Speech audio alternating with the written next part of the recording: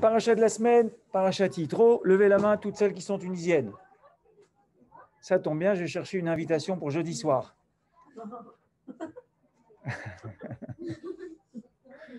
Bon, pas tout en même temps surtout. D'accord. Bon, alors c'est la fête. Seouda Yitro, parachat Yitro. Bon, on ne va pas parler de la Seouda des Tunisiens, que les Tunisiens ont l'excellente idée de faire chaque année à parachat Yitro. Ce n'est pas le but du cours d'aujourd'hui, mais on va quand même parler de Yitro. Yitro, personnage extraordinaire. J'ai deux choses à vous dire sur la moitié du premier pasouk de la paracha. Vous imaginez? Une paracha, je ne vais pas parler de toute la paracha. Je vais parler même pas du premier pasouk, je vais parler de la moitié du premier pasouk de la paracha et une demi-heure. Vous allez voir, il y a de quoi faire. Hein. C'est marqué dans la paracha Yitro, dans le pasouk Aleph du Perek Yutret, Vaishma Yitro Kohen Midian Choten Moshe et Kol Asher Asa Elohim le Moshe ou l'Israël Amo Ki Hotzi Adonai et Israël Mimitzaim. C'est très intéressant ce pasouk. Il nous dit Yitro, il a entendu. Qu'est-ce qu'il a entendu? La Torah ne le dit pas. Il a entendu tout ce qu'on a fait au peuple juif quand ils sont sortis d'Égypte. Ok, mais quoi? Alors, les Chachamim, ils vont entre guillemets se disputer. Et on dit, pourquoi c'était important qu'il entende des choses? Qu'est-ce qu'il a entendu? Et qu'est-ce qu'il a entendu surtout qui l'a fait changer d'avis? Parce que vous devez savoir, Yitro, il s'appelle Kohen Midian. Le Kohen, le prêtre de Midian. Donc, avant de devenir Yitro, membre éminent du peuple juif qui va se convertir au judaïsme, Bruchot Abaot, on dit pour des femmes, il était Yitro Kohen Midian, Oved Avodazara, il faisait la Avodazara. Écoutez bien, mesdemoiselles, on parle d'un homme qui a testé toute la Avodazara du monde. Il a testé tous les dieux. Il arrive à la fin de sa vie et il dit, je reconnais que le vrai, c'est celui des Juifs. C'est extraordinaire. Juste une première chose avant de vous parler vraiment de ce que je voulais vous dire aujourd'hui et cette histoire extraordinaire, c'est pourquoi la Torah nous dit qu'il était Kohen Midian. Kohen Midian, ça veut dire que c'était le prêtre de Midian. Bon, je n'ai pas besoin qu'on me dise ça que la Torah, elle est avare. Elle n'utilise pas des mots, sinon pas un intérêt, sinon pas une portée. Pourquoi la Torah a besoin de me dire il était le prêtre de Midian? Je vais renforcer la question, en même temps vous donner un indice. Il y a quelqu'un qui a une réponse? J'ai besoin qu'on me dise que Yitro, il était Kohen Midian, il était prêtre à Midian. Il était, hein? Ça veut dire, maintenant, il est juif. Pour nous apprendre qu'il s'est converti? Ok, et alors? On a besoin de savoir d'où il vient pour savoir où il va. Ouais, c'est bien de savoir d'où on vient pour savoir où on va.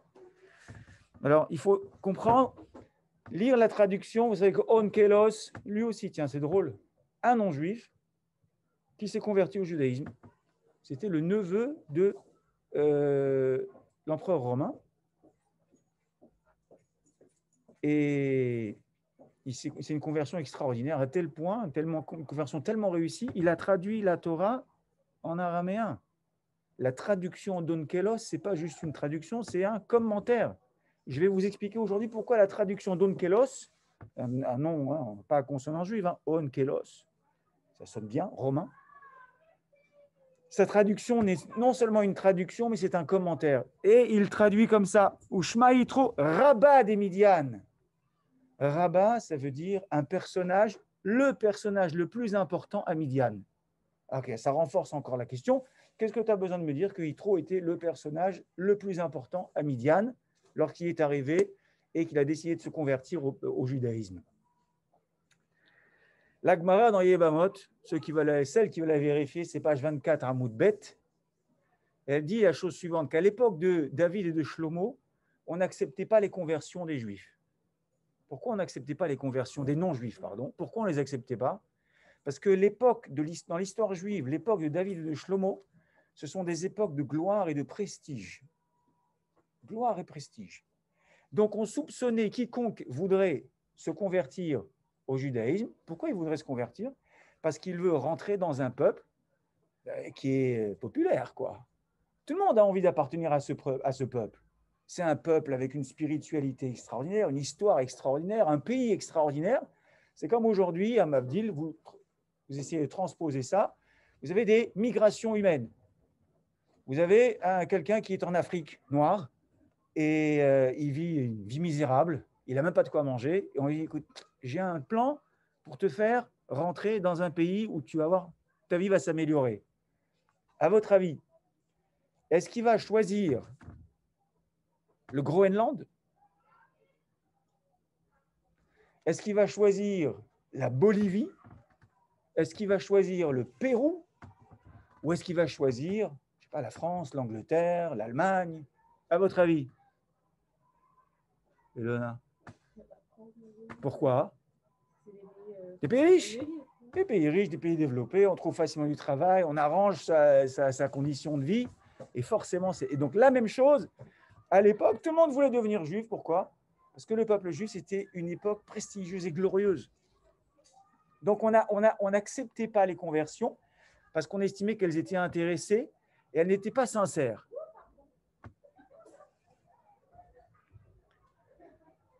Pourtant, Shlomo HaMelech lui-même, il a épousé une princesse égyptienne, la fille du roi d'Égypte, non juive. Comment imaginer que, alors d'un côté on dit, on n'acceptait pas les conversions parce qu'elles n'étaient pas sincères, et de l'autre côté on dit, mais Shlomo HaMelech, donne l'exemple quoi. Le roi lui-même, il s'est marié avec la princesse d'Égypte. Réponse, la princesse d'Égypte avait déjà toute la gloire et le prestige qu'elle voulait. Donc, en entrant dans le peuple juif, on ne pouvait pas la soupçonner d'être intéressée, puisque elle-même, de là où elle était, elle avait tout ce qu'il fallait. Il ne lui manquait rien. Elle était princesse. Donc, c'était une conversion sincère. Donc, c'était une exception qui a confirmé la règle. Et la question se pose pour Yitro. Comment on a accepté la conversion de Yitro? À l'époque de la sortie d'Égypte, le peuple juif, il était à l'apogée. Il est passé d'un statut d'esclave dont personne ne veut à un statut de waouh, ça a déclenché la haine. D'ailleurs, tout l'antisémitisme que nous vivons jusqu'à aujourd'hui, il prend sa source à Matan Torah au Sinaï. Parce que Hachem, il va sortir et dire j'ai choisi un peuple sur terre, il s'appelle le peuple juif. Et donc, forcément, toutes les nations autour vont devenir jalouses. Maintenant, vous comprenez la raison pour laquelle la conversion de Yitro elle a été acceptée. Parce qu'on nous dit Yitro, il était rabbin des Midian, c'est-à-dire un homme très important à Midian. Il avait la noblesse, il avait le titre, il avait l'argent, il avait les richesses, il avait tout. Donc en venant s'attacher au peuple juif, c'était forcément une conversion qui était sincère. Ok, ça c'était la première chose que je voulais vous dire. La deuxième chose, Vaishma Yitro, Yitro il a entendu. Rashi le premier, il dit Mash Moashama Uba. Qu'est-ce que Yitro il a entendu de suffisamment convaincant pour venir et se convertir? Rashi ramène Kriyat Samsouf. Waouh! Ah ouais, ça c'est quelque chose. Hein. Vous savez combien il y a de miracles en Kriyat Samsouf dans l'ouverture de la mer Rouge? Inimaginable. D'abord, contrairement à ce que vous pensez, la mer ne s'est pas ouverte en deux. Hein, souvent on dit, bah oui, à la mer, bah, tu fais un trou comme ça, et donc tout le monde passe à pied sec, et puis il y a la mer à gauche, la mer à droite. Non, non, non, non, non, non, non. Il y avait 12 tribus, chacun doit passer selon son kavod. Tribu de Shimon, Reuven, Lévi, Yehuda, Issachar, Zvouloun, etc. Chacun passait dans un tunnel. Donc la mer, elle s'est ouverte en 12. 12 fois plus miraculeux. Et le problème avec ça, c'est que les Juifs, ils étaient solidaires les uns des autres. Et chacun, il disait, mais je suis inquiet, moi je passe. Ma tribu, elle passe. Mais est-ce que la tribu de Réhouven, elle passe? Est-ce que la tribu de Shimon, elle passe? Pour les rassurer, qu'est-ce qui s'est passé? Toutes les parois de la mer sont devenues translucides. C'est-à-dire que, imaginez, extraordinaire, tu regardes à travers, c'est bon, il y a Shimon, il y a Zvouloun là-bas au bout. Tout le monde passe, c'est bon, on y va. Incroyable. Les petits-enfants, ils avaient faim quand ils ont traversé la mer. Pas toujours dans la poche. Pour les mères juives, en général, elles ont toujours de quoi nourrir un régiment pendant 3 semaines. D'accord, mais là, ils sont partis un peu vite d'Égypte. Hein. Donc, qu'est-ce qui s'est passé? Il y a des arbres fruitiers qui sont apparus sur les parois de la mer et les enfants cueillaient des fruits et ils se nourrissaient avec. Vous ne pouvez pas imaginer ce que c'est. Yitro, il entend ça, il dit je ne connais pas un Dieu qui sait faire ça. Donc, forcément, c'est le Dieu de vérité. Il y en a d'autres qui pensent qu'il a entendu la guerre avec Amalek. C'est que dès que les Bnei Israël sont sortis d'Égypte, tout le monde a eu peur. Ils ont dit, wow, un peuple comme ça, qui a un Dieu aussi fort derrière lui, nous, on ne se frotte pas. Il y en a un qui n'a pas eu peur, c'est Amalek. On ne va pas parler d'Amalek ici, parce qu'il faudrait des heures pour expliquer qui est Amalek et pourquoi il a cette haine viscérale du peuple juif. Mais lui, il n'a pas eu peur, il a dit, je vais trouver un moyen de les atteindre et on va faire la guerre contre eux. Dès qu'ils sont sortis, ils ont traversé la mer. Yitro, il a vu ça. Il a vu la victoire des Bnei Israël contre Amalek. Il a dit, c'était un peuple très fort, Amalek. Je me convertis. Alors, qu'est-ce que ça change? Tu as vu Amalek, tu as vu la sortie d'Égypte, tu as entendu qu'il y avait des macotes, il y avait des plaies. Qu'est-ce que ça change? Qu'est-ce que ça change que tu te sois converti parce que tu as entendu ça ou ça ou ça? Mais ce n'est pas ça. Ce n'est pas là que je veux vous emmener. Moi, je voudrais vous emmener à Vaishma Yitro, ou bas. Yitro, il a entendu, il a dit, j'arrête toute ma avodazara et je sais que maintenant ma conviction, c'est celle-là. Écoutez bien, ça c'est quelque chose qui nous sert à nous au quotidien. Comment je fais? Vous savez, il y a des gens, ils vont à des cours de Torah. Ils sont pas très, ils pratiquent un peu un jour sur deux. Un jour oui, un jour non. Un jour il met le tefillin, le lendemain non.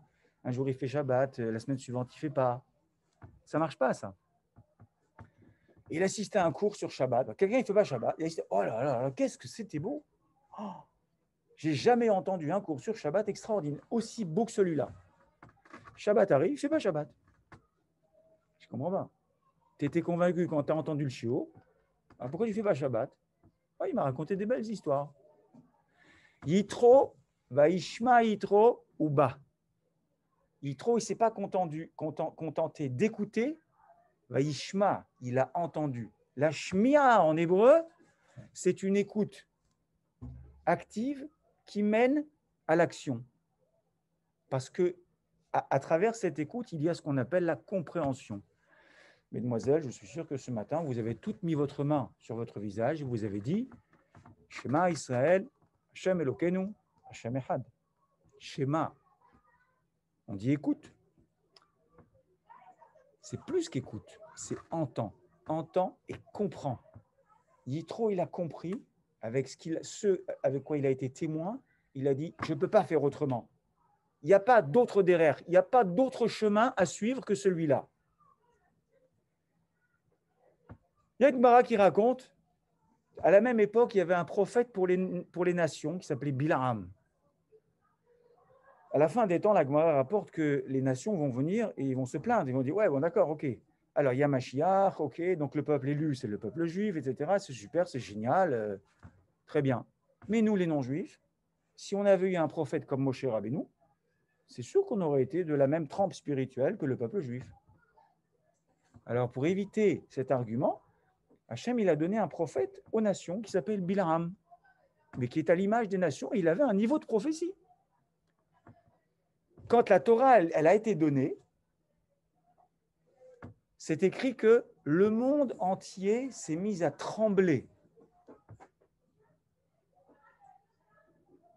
Et tout le monde a entendu ce tremblement. Toutes les nations sont venues voir leur prophète qui s'appelle Bilaam. Makara, qu'est-ce qui se passe? Hachem, il détruit le monde comme il a détruit à l'époque de Noach. Bilaam, il leur dit, non, non, n'ayez crainte. Hachem est en train de donner un cadeau extraordinaire qui était jusque-là dans le ciel. Il est en train de le faire redescendre sur terre et il le donne au peuple juif. Et ce qui est très, très, très intéressant, c'est la réaction des nations qui ont dit « Ah, c'est que ça! C'est bon, on va au bistrot, on boit un verre. » Je ne comprends pas. Le prophète, il t'explique quoi? Que Hachem a été chercher son cadeau le plus précieux qui s'appelle la Torah, avec laquelle il a créé le monde.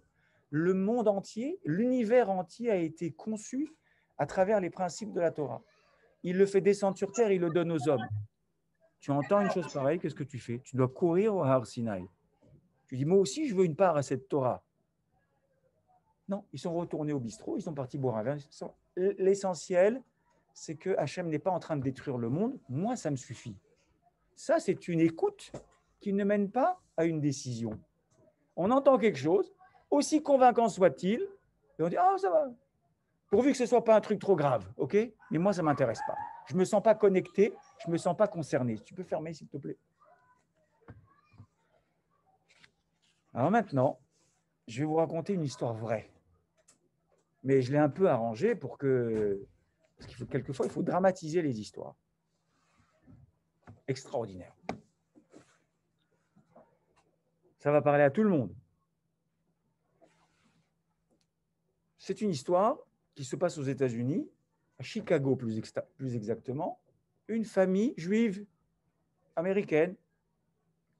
Je n'ai même pas envie de dire traditionnelle, parce qu'elle n'a pas grand-chose à voir avec la tradition.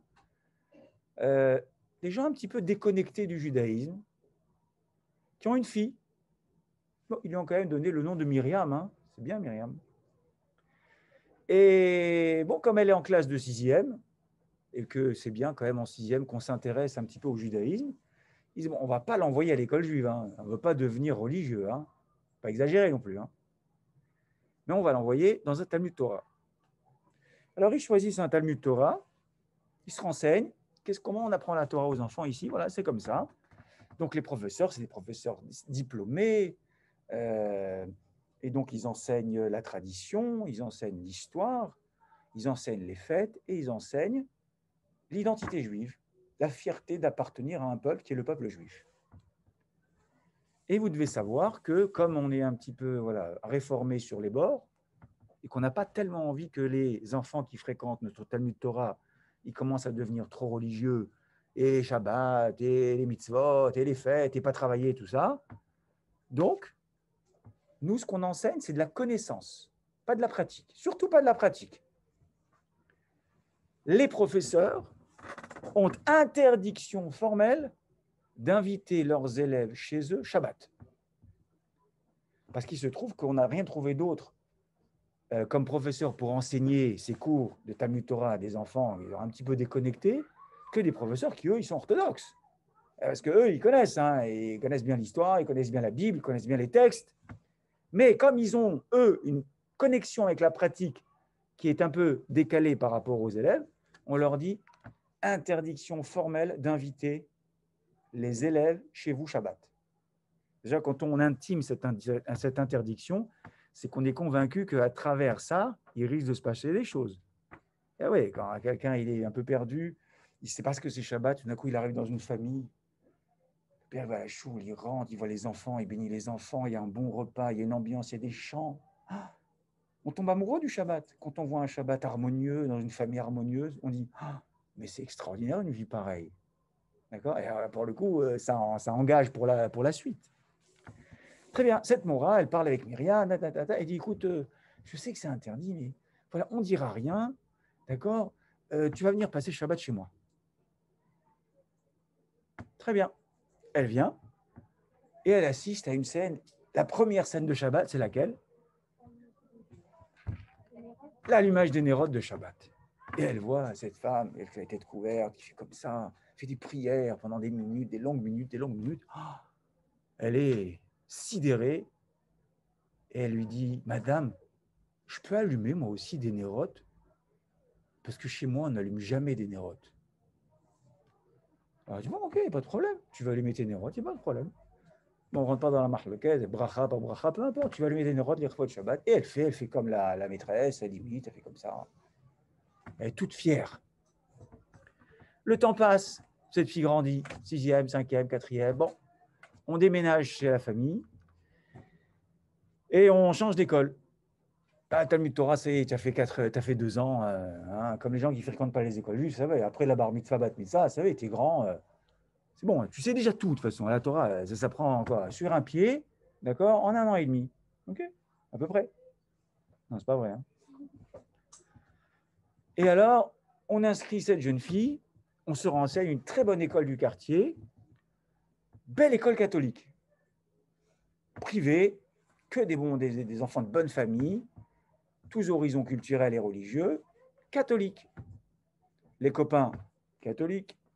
Les copines, catholiques. la toute petite connexion qui restait avec le judaïsme, elle est totalement rompue. Il ne reste plus rien. À tel point que Myriam devient Marie. Bah ouais, hein, Myriam d'accord, en anglais c'est Mary, en français c'est Marie, c'est la Vierge quoi quand même. Hein. Qu'est-ce qui reste après quoi? Même le nom tu l'as changé. Quand tu as changé le nom, et puis elle grandit, elle va à l'université. Et forcément, plus on s'éloigne du judaïsme, et plus on se retrouve loin. Et elle est à l'université, on rencontre des garçons. Et elle rencontre un beau garçon qui s'appelle Vinny. Il est italien. Il n'est pas juif. De toute façon, ça ne la dérange plus parce qu'elle-même, elle ne se sent pas tellement de connexion avec le judaïsme. Et donc, elle décide, elle fréquente ce garçon qui est gentil, il est beau, il est très sympa. Et comme son identité juive propre, elle est quand même très limitée, elle dit, il la demande en mariage. Et elle accepte. Ses amis sont non juifs, elle n'a plus aucune connexion avec le judaïsme. Donc, il la demande en mariage, on prépare, on fait les préparatifs. Le jour J, donc, elle va, Marie, excite Myriam, va donc épouser Vinny, italien, non juif, un samedi, à l'église. Ça va, je vous ai tout mis? Vous avez tout là, hein, il manque rien. Ok, et donc elle se prépare. Je vous laisse imaginer la robe de mariée. Hein. Je ne vous la décris pas. Vous la dessinez comme vous voulez, sauf comme elle devrait être, on va dire comme ça. Okay. Et il y a les demoiselles d'honneur qui la préparent, et le maquillage, le truc, machin, truc. Et elle dit, ah, tu sais quoi, Marie, on a une surprise extraordinaire pour toi, mais j'allais dire après la choupa, il n'y a pas de choupa. Après le mariage. Elle dit, oh non, maintenant que vous avez dit, vous ne pouvez pas me faire ça, je la veux maintenant. Bon, alors, puisque tu insistes, non, tu fermes les yeux. Ok, je ferme les yeux. Elle ferme les yeux. Les filles, elles ouvrent, c'est une boîte, il faut imaginer. Vous pouvez fermer les yeux aussi si vous voulez. Elle ouvre, d'accord? Elle a toujours les yeux fermés, Marie. Et donc, on prend un collier, on sent un collier, donc un très beau collier avec des diamants. Et au bout de ce collier, une énorme croix. Bah, bon, il faut être choqué, hein? Bah, voilà, c'est des Italiens, c'est leur culture. Enfin, c'est choquant peut-être pour nous parce que c'est pas notre tradition. Et bon. Et donc elle a toujours les yeux fermés. Et au moment, c'est là où je brode un peu, hein, mais c'est une histoire vraie. Au moment où, vous savez, vous mettez le collier et puis la croix est un peu lourde, et hop, elle vient cogner ici. Et là, elle pousse un grand cri. Non! Ce cri, il monte jusqu'au Kisei HaKavod. Kisei HaKavod, c'est le trône d'Hachem.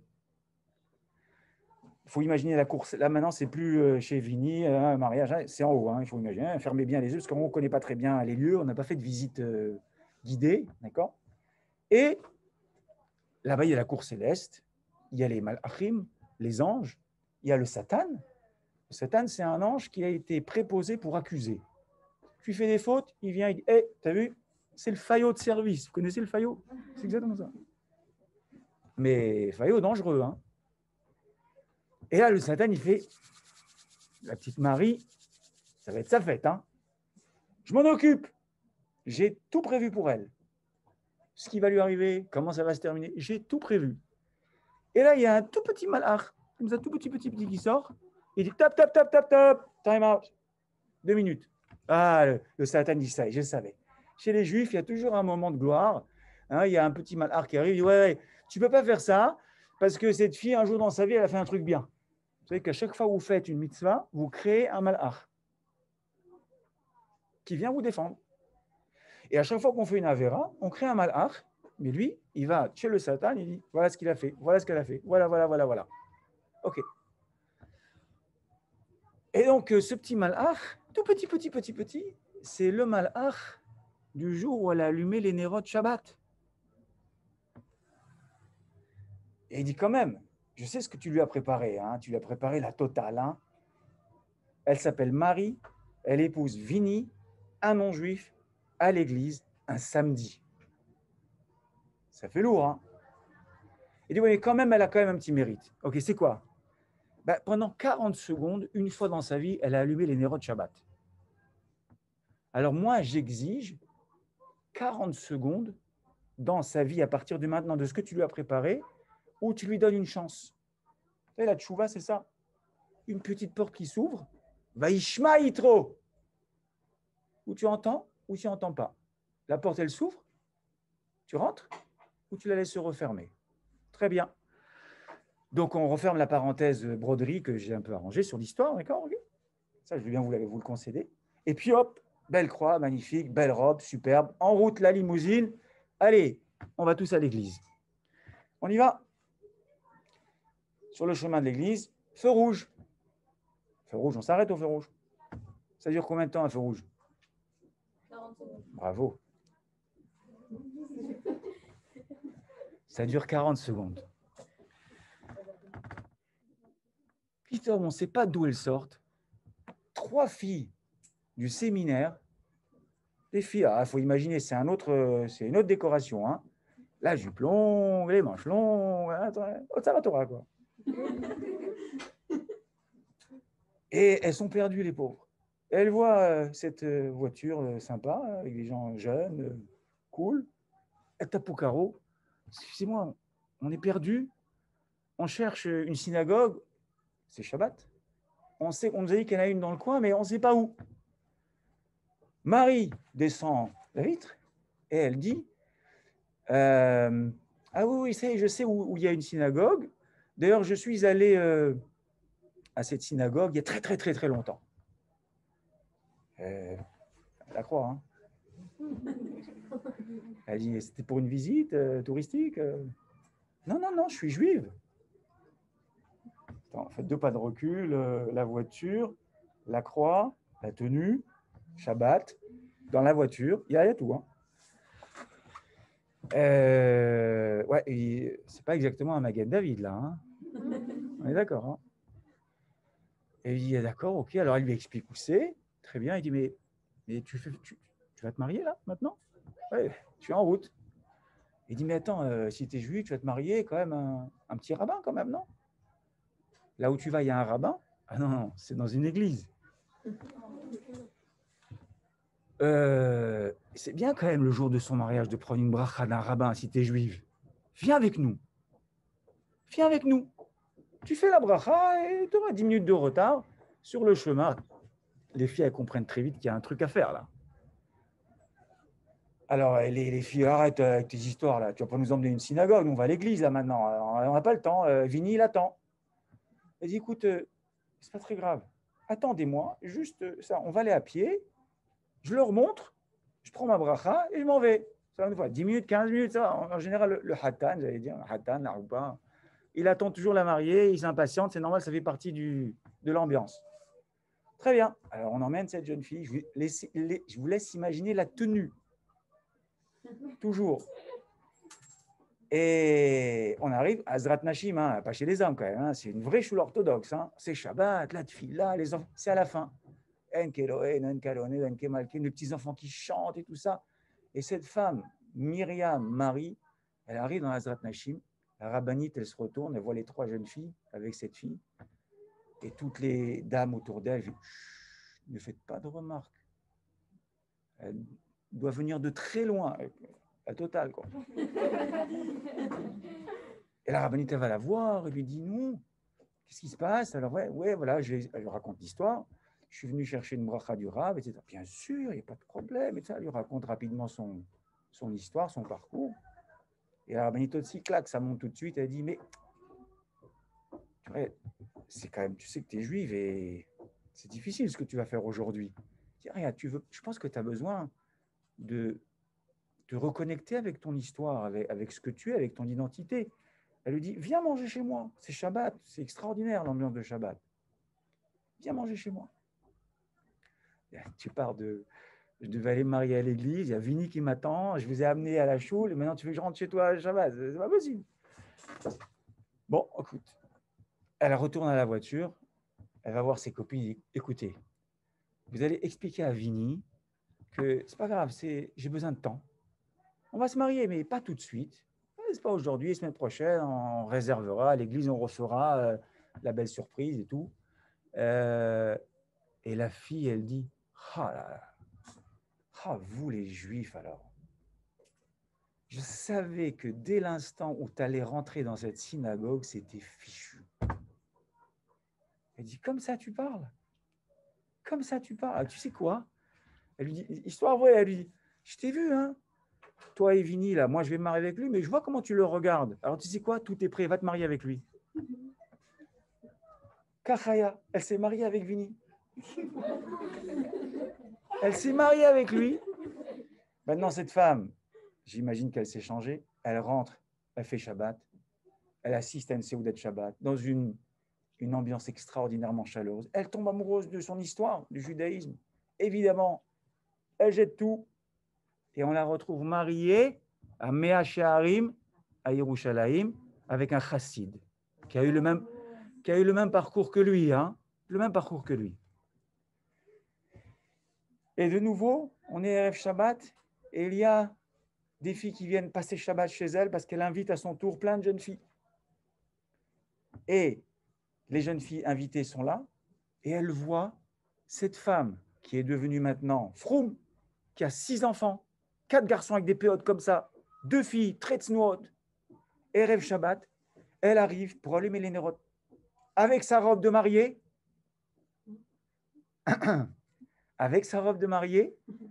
et elle reste comme ça quand elle allume les nérotes 45 minutes avant l'heure de Shabbat, en train d'allumer les nérotes Shabbat, et elle prie pour tous les gens. Les malades, les gens qui ont besoin de se marier. 45 minutes, ça dure l'allumage des nérotes Shabbat chez elle. On raconte cette histoire, et ce Rav qui raconte cette histoire, dans son public, il y a une fille qui se lève. C'est pas vrai, vous avez tout inventé. C'est impossible. Pourquoi c'est impossible? Une femme qui a eu 6 enfants, elle ne rentre pas dans sa robe de mariée.